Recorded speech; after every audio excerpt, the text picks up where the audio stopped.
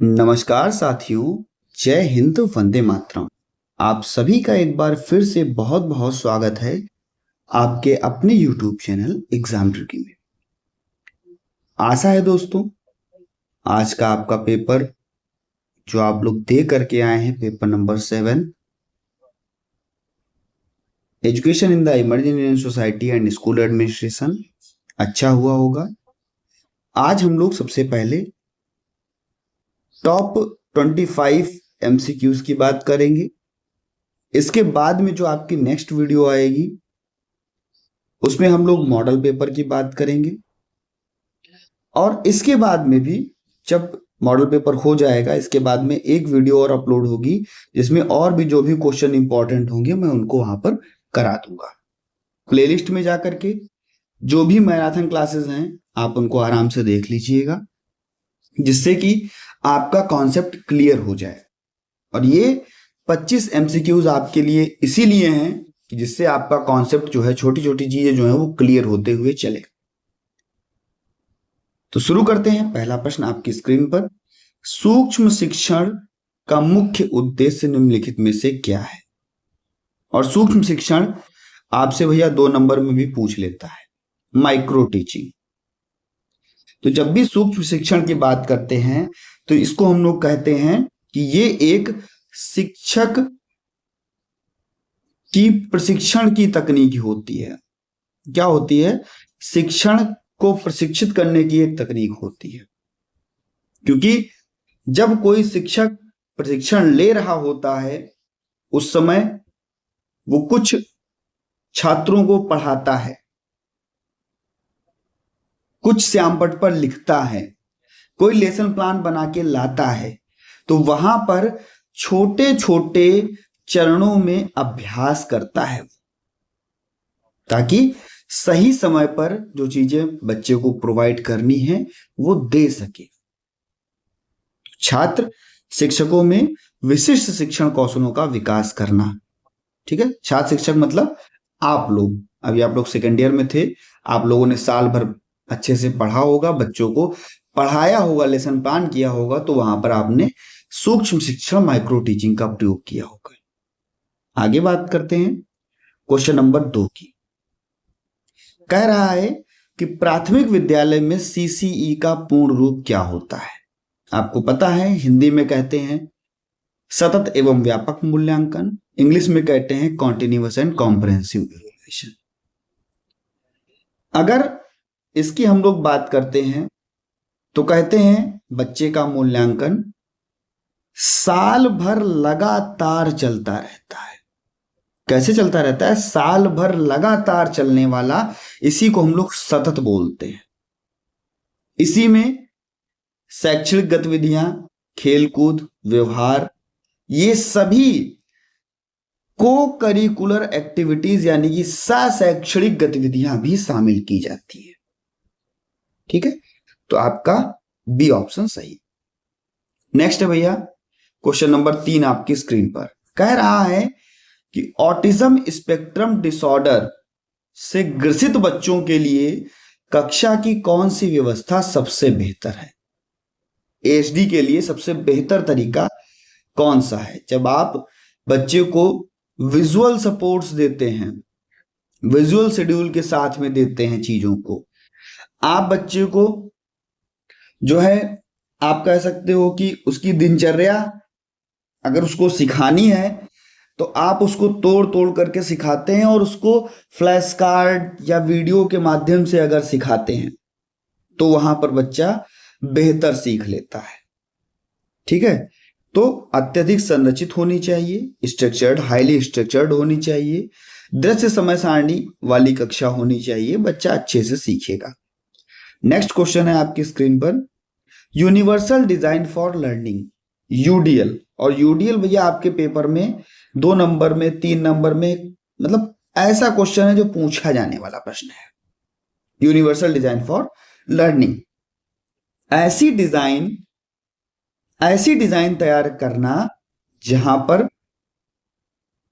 शिक्षक क्या कर सके, सभी बच्चों को शामिल कर सके, चाहे खेल हो, चाहे कोई गतिविधियां हो, उनके लिए अलग अलग विकल्प दें जिससे कि वो आसानी से सीख सके।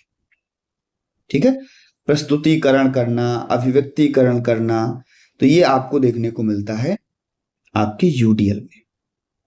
हर बच्चा, ठीक है, यहां पर सी ऑप्शन सही हो जाएगा। मैक्रो टीचिंग की बात होती है आपका वृहद शिक्षण, जिसको हम लोग कहते हैं मैक्रो टीचिंग में एक सामान्य पाठ योजना की अवधि और दायरा क्या होता है? तो वो क्या होता है, 30 से 45 मिनट, 30 से 45 मिनट का पूरा एक कालांश होता है, पूरा एक पीरियड होता है। ठीक है, वहां पर पूरे विषय के साथ में उप विषय को, सभी चीजों को संगठित करके व्यवस्थित करके पढ़ाया जाता है। ठीक है, नेक्स्ट भैया क्वेश्चन नंबर 6 आपकी स्क्रीन पर कह रहा है कि प्राथमिक स्तर पर पर्यावरण अध्ययन सीखने के लिए कौन सा दृष्टिकोण सबसे उपयुक्त है?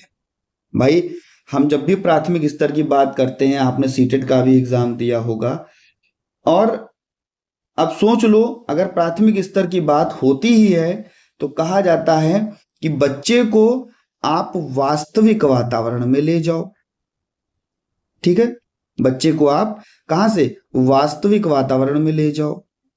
वास्तविक वातावरण के साथ साथ बच्चा अगर एक्टिविटी करके सीखे, बच्चा अगर किसी चीज को छू करके, देख करके, खुद से उसका एक्सपेरिमेंट करके सीखे, तो उसका वो ज्ञान जो होगा वो ज्यादा स्थायी होगा, उसका वो सीखा हुआ ज्ञान ज्यादा स्थायी होगा। इसी को हम लोग बोलते हैं अनुभवात्मक और गतिविधि आधारित अधिगम। ठीक है भैया, क्वेश्चन नंबर 7 आपकी स्क्रीन पर है। 7वां क्वेश्चन करने से पहले एक छोटी सी जानकारी आप सभी के लिए, आप सभी के एग्जाम्स को और बेहतर बनाने के लिए और सटीक बनाने के लिए प्रीवियस ईयर के क्वेश्चन पेपर्स को आपके सामने लाया जा रहा है, जहां पर क्वेश्चन के साथ साथ आपको आंसर भी देखने को मिलेंगे, यानी कि क्वेश्चन और आंसर। और वो कैसे, लगभग 2 से 3 वर्षों के प्रीवियस ईयर क्वेश्चन, और उसके लिए 7 के 7 सब्जेक्ट के आपको मिलेंगे। ऑफर है 299 में आप सभी सब्जेक्ट के PYQs के इंपॉर्टेंट क्वेश्चंस जो रखे गए हैं आपके लिए, आप उनको ले सकते हैं। इसके लिए व्हाट्सएप नंबर 9118182056 पर आप मैसेज करके बता सकते हैं कि भाई D.Ed सेकेंड ईयर के स्टूडेंट हैं हम, और हमें इंपॉर्टेंट क्वेश्चन आंसर की PDF लेनी है जो कि प्रीवियस ईयर के हैं। ठीक है, तो बात करते हैं क्वेश्चन नंबर 7 की। 7वां प्रश्न कहता है कि बौद्धिक अक्षमता वाले छात्र के लिए सामाजिक विज्ञान के मानचित्र की गतिविधि को अनुकूलित करने के लिए क्या करना चाहिए? तो आप क्या बताओगे? भैया देखो, बौद्धिक अक्षम बच्चे हैं तो इनको सबसे अच्छा जो होता है सिखाना, वो आप मूर्त रूप से सिखाओ। मूर्त का मतलब क्या होता है? वास्तविक रूप से। ठीक है भैया, वास्तविक रूप से आप इसको सिखाओ। वास्तविक का मतलब ही है कि वहां पर जब बच्चे मूर्त रूप से, वास्तविक रूप से सीखते हैं तो जल्दी सीख जाते हैं। बच्चे को आप स्पर्श करके सिखाओ, टेक्टाइल्स के माध्यम से छू करके सिखाओ। ऐसी जगहों पर जब आप सिखाते हैं तो बच्चा बहुत अच्छे से सीख जाता है। 7वें में आप कह सकते हो उभरा हुआ, स्पर्श करने योग्य और गहरे रंगों वाले सरल मानचित्र उपयोग करो, बेहतर होगा। नेक्स्ट क्वेश्चन आपकी स्क्रीन पर है, प्राथमिक स्तर पर सामाजिक विज्ञान पढ़ाने का मुख्य उद्देश्य क्या है? भाई प्राथमिक स्तर पर सामाजिक विज्ञान पढ़ाना है तो आप जानते हो कि बच्चे को समाज का अच्छा नागरिक कैसे बनाया जाए, समाज के नियमों के बारे में कैसे बताया जाए, उनके अधिकारों के बारे में बताया जाए, उनके कर्तव्यों के बारे में बताया जाए, इन सब के बीच में जागरूकता होनी चाहिए। तो यहां पर आप कह सकते हैं जागरूकता, मानवीय मूल्य, समाज की समझ। ठीक है, नेक्स्ट क्वेश्चन नंबर 9 आपकी स्क्रीन पर, हमारे मददगार, हमारे हेल्पर्स विषय पढ़ाते समय विशिष्ट अधिगम अक्षमता वाले बच्चे के लिए कौन सा TLM लगाओगे? भाई अवर हेल्पर जब आप पढ़ाओगे तो सबसे बढ़िया जो होता है वो आप किसका प्रयोग कर सकते हो, क्योंकि भैया देखो बच्चे एसएलडी वाले हैं, स्पेसिफिक लर्निंग डिसेबिलिटी वाले हैं, डिसलेक्सिया, डिसकैलकुलिया, डिसग्राफिया, इनको समस्या होगी, सीधे अक्षरों को पढ़ने में समस्या होगी।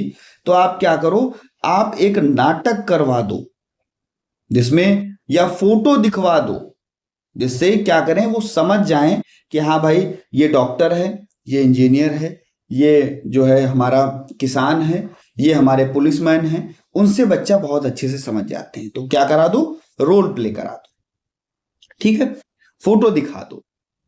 नेक्स्ट भैया क्वेश्चन नंबर 10, विशेष आवश्यकता वाले बच्चों के लिए ईवीएस में पाठचर्या अनुकूलन का क्या अर्थ है। भाई विशेष आवश्यकता वाले बच्चे हैं, पाठचर्या अनुकूलन में ईवीएस का क्या अर्थ है, तो कहोगे भैया एडेप्टेशन, पाठ्यक्रम को हम कह सकते हैं, कह सकते हो कि भाई पाठ्यक्रम को और अच्छा कर देता है, जहां पर बच्चा सीखता है अच्छे तरीकों से, अपने स्तर के अनुसार सीखता है, और ऐसी सामग्रियां, ऐसी टीएलएम टीचिंग लर्निंग मटेरियल में उसको बदल दिया जाए जिससे कि वो लक्ष्य प्राप्त कर पाए।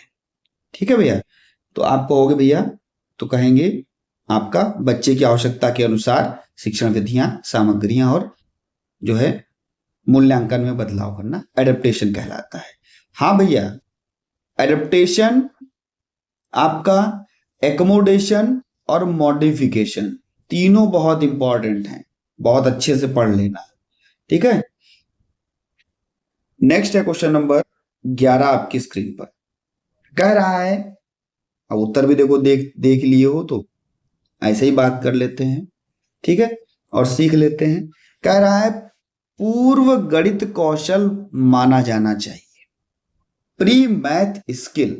देखो भाई, जब प्री मैथ स्किल का मतलब ही है कि आप बच्चे की बेसिक सी चीजों को कवर करें। बेसिक सी चीजों को कवर करने का मतलब है कौन सी चीज छोटी है, कौन सी चीज बड़ी है, कौन से रंग की है, उनको छांटना, आकार के बारे में, गिनतियों के बारे में, ये होती है बच्चे की प्री मैथ स्किल, ठीक है। वस्तुओं का वर्गीकरण और छांटना, सॉर्टिंग करना, ठीक है भैया। नेक्स्ट क्वेश्चन नंबर 12 आपकी स्क्रीन पर, कह रहा है कि मोती ब्लॉक और जिक्सा पहेली जैसी मूर्त सामग्रियां गणित के लिए बेहतरीन टीएलएम हैं, क्योंकि आपको पता है कि भाई ये सब बच्चा छू सकता है, ठीक है। गणित कैसा है, एक अमूर्त विषय होता है जहां पर बच्चा सब चीजों को देखता है, सोचता है उसके बारे में, लेकिन मोतियों के द्वारा, ब्लॉक्स के द्वारा, जिक्सा पहेली के द्वारा बच्चा मूर्त चीजों का अनुभव कर पाता है, वास्तविक चीजों का अनुभव कर पाता है। 3 मोतियां हुई, बता देगा काउंट करके 1 to 3, वास्तविकता आ गई, हाथ में पकड़ के उसने सीख लिया, सोचा कि भाई ये 3 है, ठीक है। तो क्या हुआ, अमूर्त विचारों को मूर्त और छूने योग्य अनुभव जो है उसमें बदल देता है ये, ठीक है। नेक्स्ट है भैया आपका क्वेश्चन नंबर 13 कह रहा है कि डिस्कैलकुलिया एक ऐसी स्थिति जो विशेष रूप से किस कठिनाई से जुड़ी है। डिस्कैलकुलिया लिखा है, डिसलेक्सिया डिस्कैलकुलिया लिखा है, माफ करना भैया। कैलकुलिया यानी कि कैलकुलेशन, ठीक है। कैलकुलेशन यानी कि आप कह सकते हो जोड़, घटाव, गुणा, भाग, संख्या, और किसमें अंतर आता है, एसएलडी में आता है, स्पेसिफिक लर्निंग डिसेबिलिटी में आते हैं लोग। ऑटिज्म के बारे में कह रहा है कि ऑटिज्म से पीड़ित बच्चों को बुनियादी संख्याएं सिखाते समय शिक्षक को कौन सी रणनीति अपनानी चाहिए। ऑटिज्म बच्चा है तो आप लोग सीख के आए हो कि भैया दृश्य काउंटर्स रखो, चरण से सिखाओ, स्टेप बाय स्टेप बच्चे सीख जाएंगे, क्योंकि उनको विजुअल मेमोरी याद करने की जो क्षमता होती है वो सबसे अच्छी होती है। अगर आप उनको एक कह सकते हैं कि स्टेप बाय स्टेप सिखाते हो तो बच्चे संख्याओं को जल्दी सीख लेते हैं, जल्दी ग्रहण कर लेते हैं। क्वेश्चन नंबर 15 आपकी स्क्रीन पर, प्राथमिक स्तर पर गणना कौशल विकसित करने का सबसे अच्छा तरीका कौन सा है।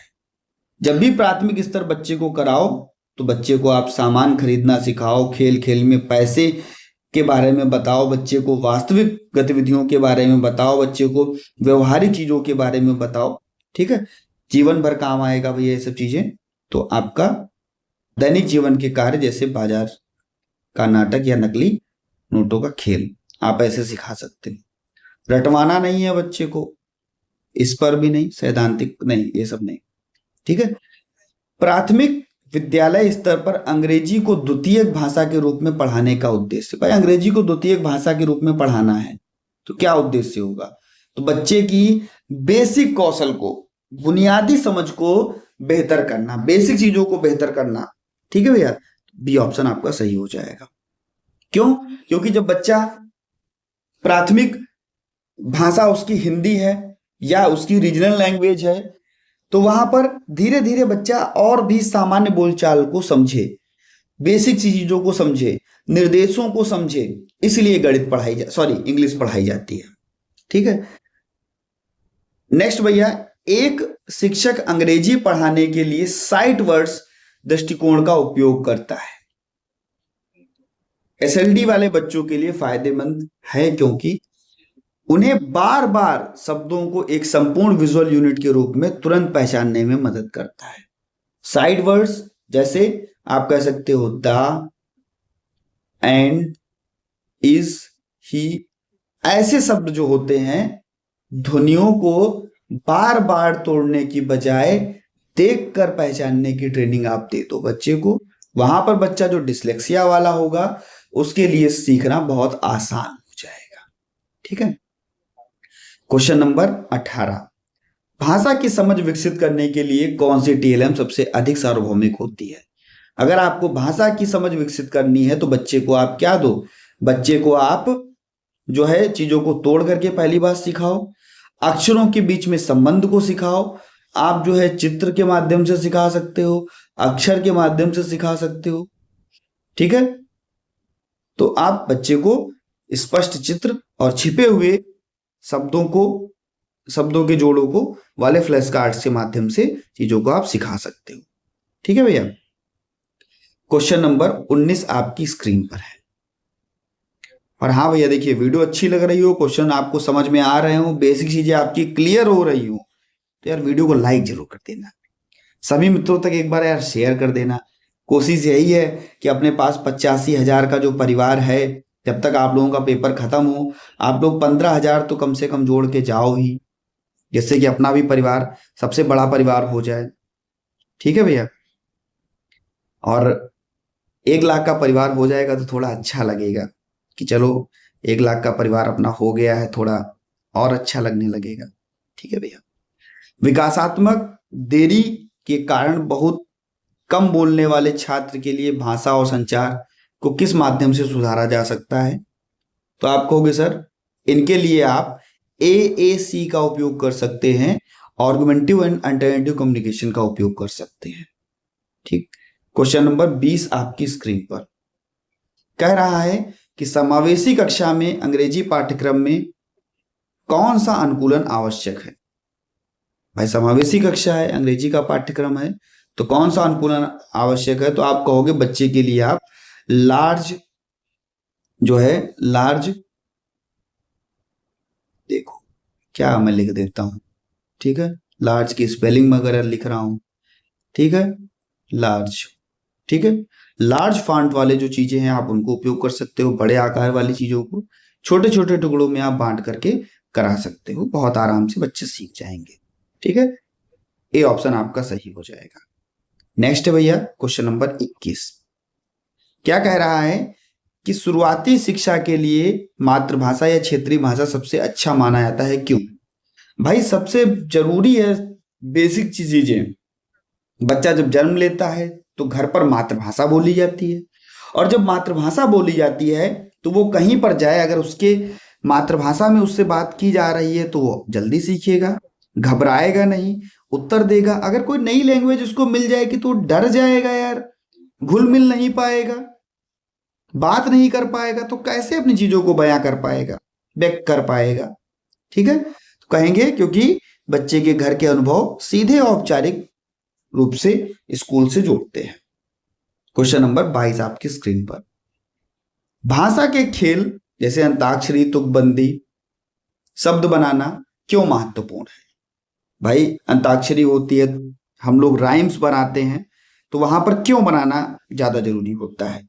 तो हम कहेंगे भैया बिना किसी डर या तनाव के बच्चा खेल सके, शब्दावली को सीख सके, व्याकरण को बढ़ा सके, इसलिए ऐसी चीजों को किया जाता है। ठीक है, 22 में आपका जो है बी ऑप्शन सही हो जाएगा। नेक्स्ट भैया, अध्ययन कौशल और संदर्भ कौशल के अंतर्गत बच्चों को क्या सिखाया जाता है? ठीक है, अध्ययन कौशल और संदर्भ कौशल के अंतर्गत बच्चों को क्या सिखाया जाता है? Question number 23। तो कहेंगे इसके अंतर्गत आप बच्चे को शब्दकोश, इंडेक्स कार्ड, लाइब्रेरी कैटलॉग, इनका उपयोग करना सिखा सकते हैं, क्योंकि रेफरेंस स्किल होती है ये संदर्भ कौशल। ठीक है, अगर कोई बच्चा किसी भी अर्थ को ढूंढता है, कोई भी जानकारी उसको चाहिए, डिक्शनरी, लाइब्रेरी, किताबें, तो उसका वो स्वयं से उपयोग कर सके। ठीक है, क्वेश्चन नंबर 24, मोटर समन्वय यानी कि फाइन मोटर जो स्किल होती है उसकी बात हो रही है। अगर हम लोग इसकी बात करते हैं तो कहेंगे भाई फाइन मोटर स्किल आप कह सकते हो आपका सैंड पेपर वाले अक्षर, क्ले, आप इनके द्वारा बच्चे को जो है बढ़िया सिखा सकते हो वर्णमाला के रूप। ठीक है, क्वेश्चन नंबर 25, एक समावेशी कक्षा में भाषा के मूल्यांकन में किसे प्राथमिकता देनी चाहिए? भाई किसे दोगे? जहां पर बच्चा सभी चीजों को समझ सके, अपनी बात रख सके, व्यवहारिक रूप से चीजों को व्यक्त कर सके। ठीक है, तो यहां पर आपका बच्चे के अर्थ को समझने और अपनी बात को व्यवहारिक रूप से व्यक्त करने की क्षमता। तो ये आपको देखने को मिला 25 क्वेश्चंस जो आपकी समझ पर आधारित थे। कैसा लगा आपको वीडियो जरूर बताइएगा और बने रहिएगा आपके अपने चैनल एग्जाम ट्रिकी पर। मिलता हूं भैया बहुत जल्द नेक्स्ट वीडियो में। धन्यवाद।